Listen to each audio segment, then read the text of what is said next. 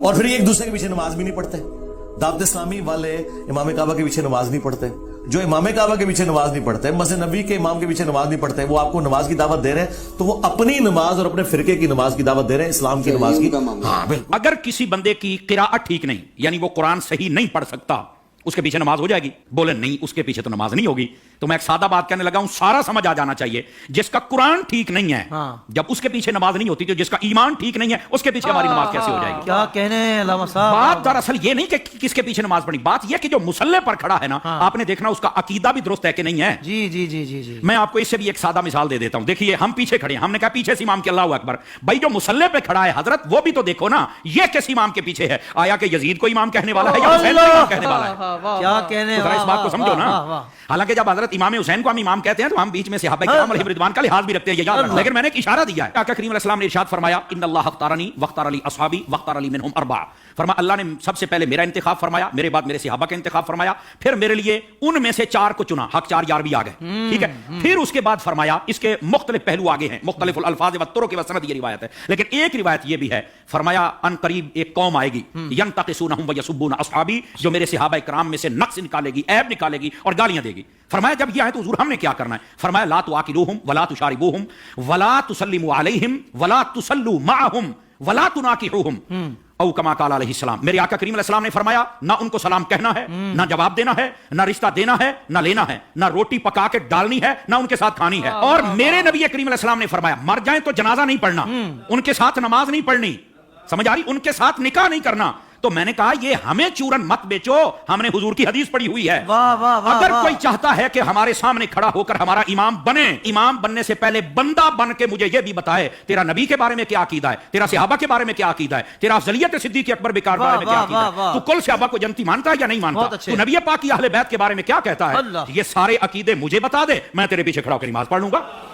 کیا کہنے, کیا کہنے. ویسے یہ جو نمازوں کا شوق ہے نا, میں صرف اتنی بات بتا دوں بھائی جان, یہ ترمذی شریف میں روایت موجود ہے. ایسی روایات جب آتی ہیں تو پھر بیٹھ جاتے ہیں کیڑے مکوڑے, یتیم العلم یزید الفکر, وہ بیٹھ کے کہتے ہیں کہ نہیں یہ یوں نہیں, یہ یوں نہیں, یہ ٹھیک نہیں. میں نے کہا حضرت جب آپ کی اصل ہی ٹھیک نہیں تو آپ کو یہ بات کیسے سمجھ آئے گی؟ نبی پاک علیہ السلام تشریف فرما ہے, ایک شخص آ گیا, اس نے کہا حضور فلاں شخص فوت ہو گیا, جنازہ پڑھانا. فرمایا ہم نے نہیں پڑھانا اس کا, حالانکہ مشکاہ شریف پڑھ لو, حضور نے فرمایا جب کوئی فوت ہو جائے مجھے بتا کرو, جنازے میں پڑھاؤں گا. جی. آپ اس بات کا اظہار فرمایا کرتے تھے کہ جنازہ میں نے پڑھانا, میں نے مفہوماً و مختصراً بات سنائی ہے. اس کا جنازہ کیوں نہیں پڑھا؟ جب سوال پوچھا گیا تو آقا کریم علیہ السلام نے فرمایا انہ کان یبغض عثمان بن عفان, یہ میرے عثمان سے بغض رکھتا ہے. جب حضرت عثمان کے بغضی کا جنازہ نہیں پڑھنا تو بتاؤ پھر ابو بکر کے بغضی کا جنازہ ہم کیسے پڑھ لیں؟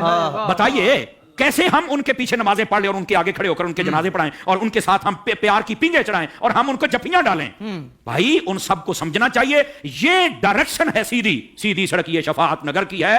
اس سڑک پر آ جائیں جس کا نام راستہ اہل سنت ہے, ہم تمہارے پیچھے کھڑے ہو کر نمازیں پڑھنے کے لیے تیار ہیں. تو جب عقیدہ ہی واضح نہیں ہے تو ہڈی پنجابی کہتے ہیں ویکھ کے زہر تو کوئی نہیں پیندا. حضور شاہ صاحب ہماری پنجابی ویکھ کے زہر تو کوئی نہیں پیندا, تو پھر ہم تو نہیں پی سکتے.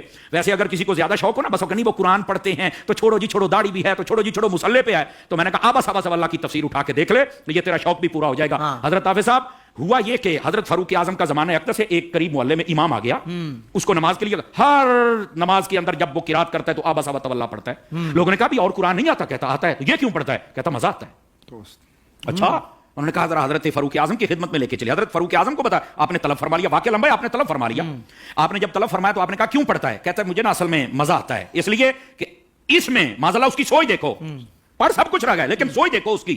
اس نے کہا جی بات یہ ہے کہ اللہ نے اپنے حبیب کو یہاں جھڑکی پلائی ہے تو مجھے بڑا مزہ آتا ہے. استغفر اللہ, یہ خارجیانہ سوچ تھی. سمجھ آ رہی ہے میری بات کی؟ یہ توہین کی سوچ تھی. یہ کامل و اکمل لوگوں کا یہ شیوہ ہی نہیں ہوتا. اور ایسی جو ہمارے سامنے مثالیں ہوتی ہیں نا, وہ ہمیں سمجھنے کے لیے مثالیں ہوتی ہیں, اور پھر ایسے لوگوں کا حشر کیا وہ بھی سننا ذرا, ٹھیک ہے. حضرت فاروق اعظم نے اچھا تجھے مزہ آتا ہے؟ کہا بالکل. آپ نے تلوار منگائی اور 2 ٹکڑے کر دیے اس کے. آپ نے فرمایا ودوحا پڑھ کے تجھے مزہ نہیں آتا؟ وما ارسلناک الا رحمۃ للعالمین پڑھ کے تجھے مزہ نہیں آتا؟ انا اعطیناک الکوثر پڑھ کے مزہ نہیں آتا؟ ورفعنا لک ذکرک پڑھ کے مزہ نہیں آتا؟ یعنی جو قرآن پڑھ کے دل میں توہین مصطفیٰ کی رکھے, جب اس کے پیچھے نہیں ہوتی تو جو سریعام میلاد پر کفر کے فتوے لگائے ان کے پیچھے کیسے ہو جائے گی؟ امام کعبہ کے پیچھے نماز نہیں ہوتی.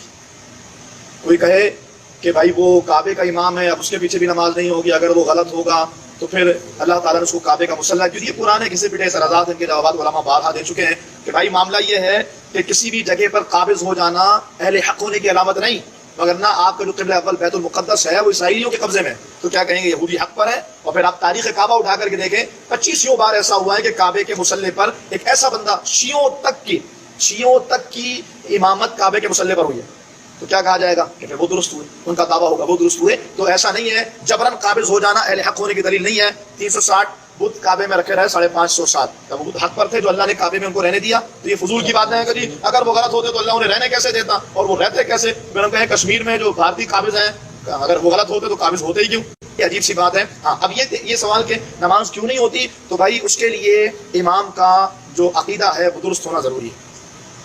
और इमाम का अकीदा दुरुस्त कैसे है, मैं आपसे सिंपल सी बात, मैं उन अकायद की तरफ नहीं जाना, सिर्फ सी बात करूँगा।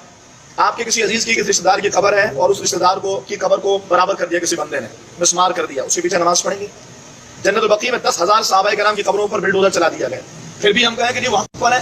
सहाबाए किराम जनाबे मस्जिद कुबा के बाहर जो कब्रिस्तान था, मेरी जो सेकंड लास्ट हाजिरी थी उसमें जब मैं गया था, तो वहाँ के हड़प ने बताया मुझे कि यहाँ पर खुदाई की है और क्रेनों के जरिए ताज़ा लाशें निकालें, और उनको पता नहीं कहाँ मुंतकिल कर दिया। आज मस्जिद कुबा के सामने ट्रेन बहुत बड़ा सा ग्राउंड बना दिया, खबरों को बिल्डोज कर दिया, नामो निशान मिटा दिया। फिर ये बात की जाए जी वो शिर्क को मिटा रहे हैं। वो जालिमों, अगर एक कब्र बनी है तो उसमें कौन सा शिर्क हो रहा है, कौन सा शिर्क है मुझे बताएं। एक कब्र है मुसलमानों का कब्रिस्तान, उसमें बिल्डोजर चलाना, ये कौन सा शिर्क है। ये एक बात है, इसके अलावा 20 ऐसी खबासतें हैं जिसके तनाजुर में ये बात बिल्कुल तयशुदा है। और अगर किसी को फिर भी बात समझ में ना आए तो मोहम्मद बिन अब्दुल वहाब रज़ी की किताब किताबुत तौहीद है, उसका उर्दू तर्जुमा मिलता है, उसको पढ़िए आप। उसमें इनके इबाबियों के अकायद लिखे हैं। जिस मोहम्मद बिन वहाब नजदी को ये अपना मुक्तदा मानते हैं, जिसका नजरिया भी सऊदिया में राइट है, उस इब्ने अब्दुल वहाब नजदी को पढ़े तो आपको पता होगा नंगी गाली इसने अपनी किताब में दी है, और ये सारे उसको फॉलो करके उसको अपना बड़ा, अपना इमाम, अपना मुक्तदा मानते हैं। वो तौसीफ और शैतान जब इसका नाम लेता है तो रहमतुल्लाह अलैह पता नहीं क्या क्या बोल रहा होता है। तो इसलिए ऐसे लोगों के पीछे नमाज नहीं होगी जिनके अकायद